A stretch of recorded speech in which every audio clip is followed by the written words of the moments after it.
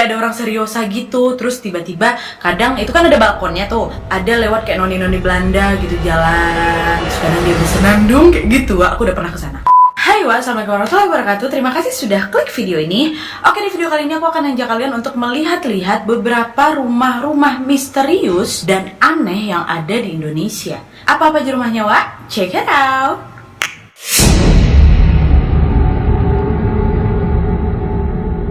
Yang pertama, rumah Gurita Bandung. Rumah yang terletak di Bandung ini konon banyak menyimpan banyak misteri. Kenapa disebut rumah Gurita? Karena rumah ini identik dengan patung gurita yang sangat besar yang berada di atap rumah ini. Rumah ini sempat dituding sebagai gereja setan dikarenakan beberapa alasan. Salah satunya adalah nomor rumah ini yakni 666. Mengingat angka 666 sangat identik dengan setan, merebaklah isu yang menyebutkan bahwa rumah ini merupakan rumah pemujaan setan. Beberapa rumor juga menyebutkan bahwa jika kamu mau bergabung ke sekte sesat ini, kamu harus mempersembahkan darahmu kepada setan dengan cara menusuk jarimu dengan jarum. Selain itu banyak juga yang menyebutkan bahwa mereka yang mau melakukan pemujaan ini harus memakan tubuh bayi yang ada di klinik aborsi dan mendengguk darahnya.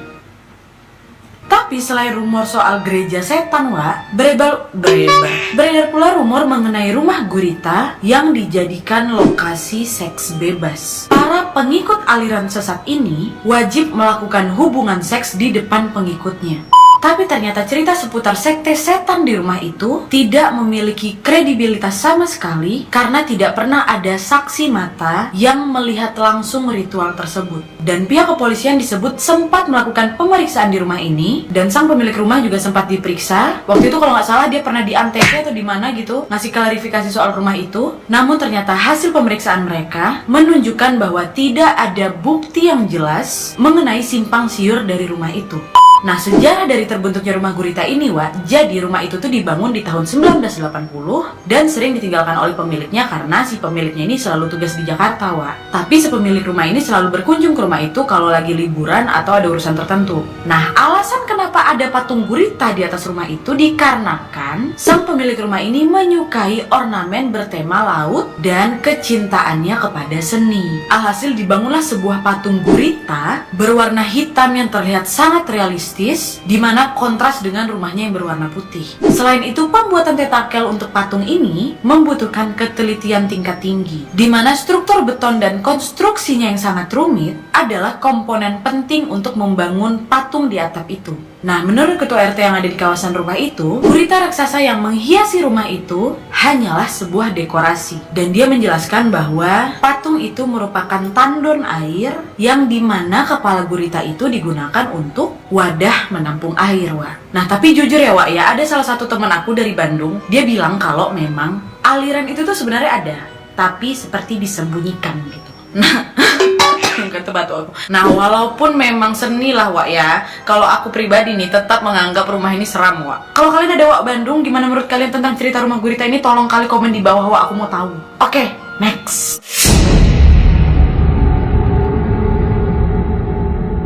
Yang kedua adalah rumah kapal di Lampung. Kenapa disebut dengan rumah kapal? Ya karena bentuknya kayak kapal, Wah. Banyak desas-desus yang merebak di kawasan rumah itu menyebutkan kalau rumah itu adalah tempat banyaknya hantu bergentayangan di rumah angker yang tidak berpenghuni itu. Rumah ini konon katanya sudah ada sejak zaman Belanda. Jika dilihat dari depan, rumah itu terlihat hanya memiliki satu lantai, dan jika dicermati, ada dua lantai lagi yang dibangun di bawahnya. Dan area bangunan ini juga cukup luas, Wak. Rumah ini memang terlihat sangat tidak terurus, bangunannya udah rusak, banyak semua belukar. Inilah yang menimbulkan kesan horor bagi siapa saja yang melewatinya. Nah, rumah kapal ini, Wak, juga sering dijadikan destinasi horor karena desas-desus rumah ini berhantu juga didapat dari beberapa masyarakat yang ada di sana. Bahkan rumah ini juga sempat didatangi oleh Mr. Tukul jalan-jalan di Trans TV itu loh, Wak. Nah, gosip soal rumah ini berhantu tuh udah lama, Wak, udah dari bertahun-tahun yang lalu. Ya karena sudah tidak berpenghuni, ditambah lagi alasan sang penghuni ini meninggalkan rumah itu pun gak jelas, Wak. Katanya sih ya, rumah ini nih dulu sempat menjadi tempat pembunuhan. Nah, barulah dari situ udah kosong, udah bekas tempat pembunuhan. Banyak setan-setan yang ada di rumah itu, Wak. Kalau ada warga Lampung yang ada di sini, tolong komen di bawah, Wak, apa cerita soal rumah ini. Dan sekarang kita lanjut ke rumah berikutnya.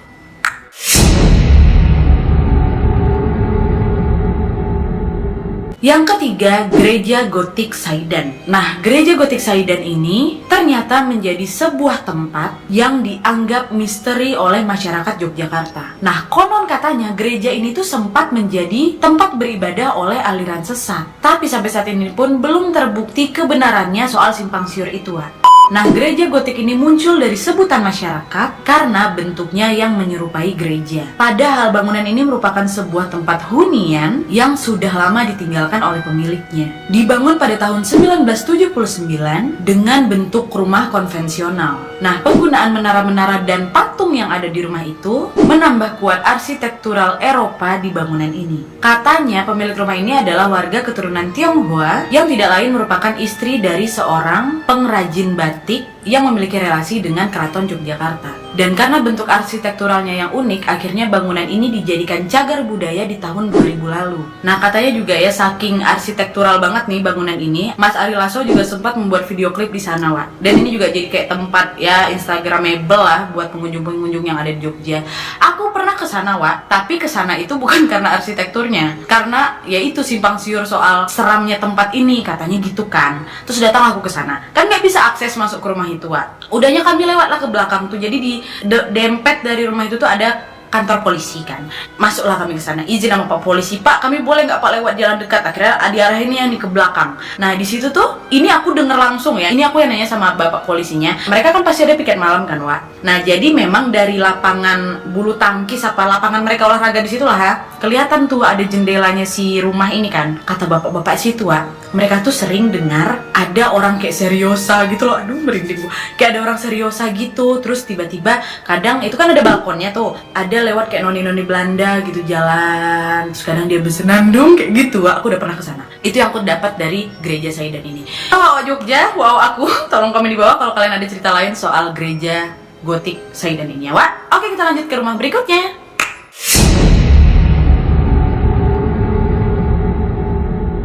Yang keempat, Rumah Darmo Surabaya. Kalian yang suka kisah-kisah misteri pasti sudah sangat familiar dengan rumah ini ya kan. Nah, jadi memang rumah ini merupakan sebuah urban legend yang tentunya sudah tidak sangat asing untuk kalian warga Surabaya. Terkenal dengan kisah-kisah mistisnya yang sangat menyeramkan, rumah ini pun jadi menyimpan banyak cerita, Wak. Rumah yang sudah sangat tampak tidak terawat ini terkenal dengan kisah-kisah mistis yang menyeramkan yang juga memiliki banyak cerita soal rumah ini. Mulai dari atap rumah ini yang udah nggak ada hingga tampilannya yang hanya menyisakan pilar serta tembok. Dan yang pasti memang rumah ini sudah tidak layak huni. Dari sekian banyak cerita yang menyebar, Wak, salah satu yang paling menarik perhatian dan yang paling terkenal nih adalah kisah seputar pesugihan yang dilakukan oleh keluarga yang konon pernah tinggal di rumah ini. Kesuksesan yang ada di keluarga rumah ini didapat karena penghuni rumah ini melakukan pesugihan atau membuat perjanjian untuk memberikan tumbal setiap malam Jumat kepada setan, Wak. Tumbalnya sendiri harus berupa manusia dan tidak boleh diganti dengan hewan. Tapi suatu hari si penghuni ini, tobatlah dia, mungkin dia mau berhenti nih ngasih tumbal ke setan ini, Wak. Selain itu juga dia menghentikan segala hal yang berhubungan dengan pesugihan tersebut.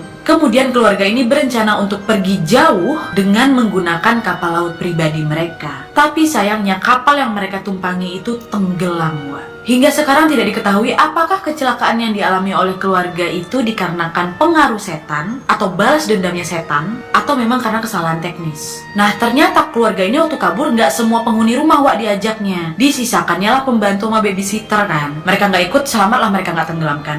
Tapi naasnya, babysitter dan pembantu yang ditinggal majikannya ini tewas juga dibunuh oleh orang yang tidak dikenal, Wak. Dan setelah kejadian tersebut, rumah ini menjadi kosong dan sempat terbakar di tahun 1997. Dan hingga saat ini pun penyebab kebakaran rumah ini pun nggak ada yang tahu, Wak. Nah, setelah kejadian-kejadian tersebut, makhluk halus yang ada di rumah hantu Darmo ini kerap menunjukkan diri, katanya, Wak. Mulai muncullah banyak kali cerita dari warga sekitar yang menyebutkan bahwa mereka mengaku diganggu oleh penghuni di rumah itu. Salah satunya diceritakan oleh seorang anak yang bekerja sebagai loper koran kan, Wak. Dia pernah melihat ada sosok wanita berpakaian putih panjang dengan rambut panjang menunduk mondar-mandir di depan rumah itu. Dan waktu didatangnya sama anak ini, Wak, tiba-tiba terbang hilang gitu dia. Selain itu juga ada cerita dari warga-warga sekitar rumah itu yang mengatakan mereka sering mendengar suara tangisan dan suara teriakan wanita yang meminta tolong di malam hari yang tentunya bersumber dari rumah itu, Wak. Dan yang pasti dari simpang siur soal menyeramkannya rumah ini dijadikanlah juga tempat uji nyali ya kan. Alhasil banyak juga yang kesurupan di sana, Wak.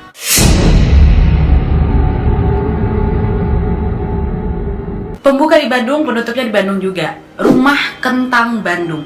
Aku sebelum mulai, Wak, ya, aku agak bingung. Rumah Kentang ini sebenarnya ada di mana aja sih? Aku ke Bandung katanya ada rumah kentang, aku ke Jakarta juga ada rumah kentang, aku ke Jogja pun ada rumah kentang katanya, Wak. Entah yang mana yang betul, confused aku tuh.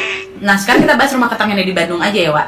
Jadi konon katanya nih ya, kenapa disebut rumah kentang, Wak? Karena rumah itu pernah terjadi peristiwa di mana seorang anak kecil tewas ke dalam kuali yang digunakan untuk merebus kentang. Nah, selain itu juga ada yang mengatakan bahwa dulu nih di rumah itu tuh ada seorang anak yang sangat nakal, dan saking nakalnya nih, Wak, PRT-nya, pembantunya udah nggak tahan lagi ngurus dia kan. Dahnya saking kesalnya pembantu ini, Wak, majikannya lagi nggak ada di rumah, tinggal di sama anak itu aja, bandel anak ini kan, dikejarnya, ditangkap, akhirnya dimasaknya anak itu, Wak. Nggak cuma dimasak aja, konon katanya juga ya, anak itu dipotong-potongnya terus dijadikannya hidangan makan malam keluarga itu, Wak. Apapun asal-usulnya, Wak, yang jelas di rumah itu sering tercium aroma kentang dan terdengar suara anak kecil yang menangis. Padahal rumah itu dalam keadaan tidak berpenghuni. Merinding aku, tapi sebelah sini aja.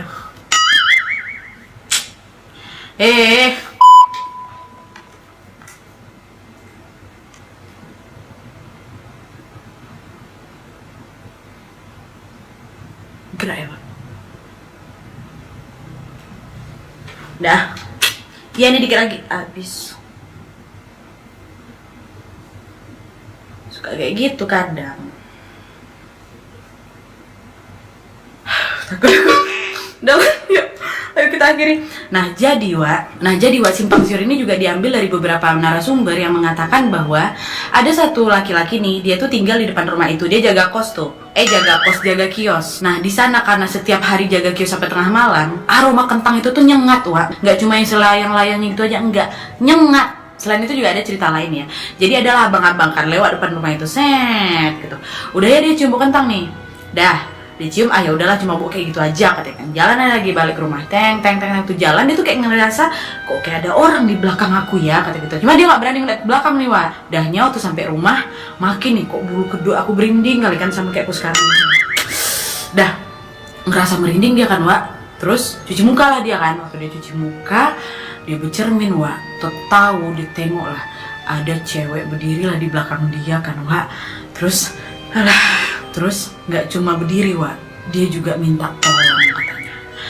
Ya udah akhirnya abang itu menjerit juga, dia bilang sama adeknya, dek aku dikejar sama setan nih, dek kayak gimana deh, Wak, ambil wudhu kita sholat. Nah sholat sama mereka, akhirnya waktu dia cek lagi udah nggak ada, merinding lagi, udah nggak ada lagi setannya, dan diduga perempuan yang mengikuti dia itu adalah salah satu penghuni di rumah kentang itu, Wak. Oke, gimana menurut kalian? Bisa komen di bawah.